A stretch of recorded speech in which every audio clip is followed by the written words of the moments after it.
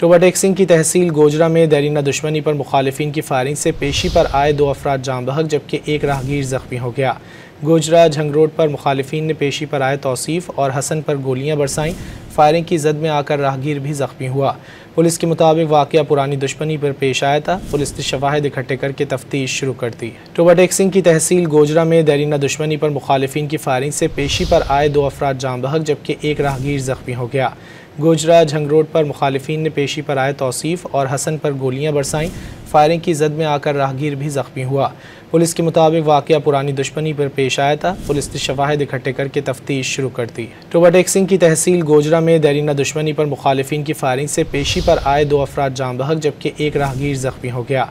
Gojra Jhang road पर मुखालिफिन ने पेशी पर आए तौसीफ़ और हसन पर गोलियां बरसाईं। फायरिंग की जद में आकर राहगीर भी जख्मी हुआ। पुलिस के मुताबिक वाक़या पुरानी दुश्मनी पर पेश आया था। पुलिस ने शवाहिद इकट्ठे करके तफ्तीश शुरू कर दी।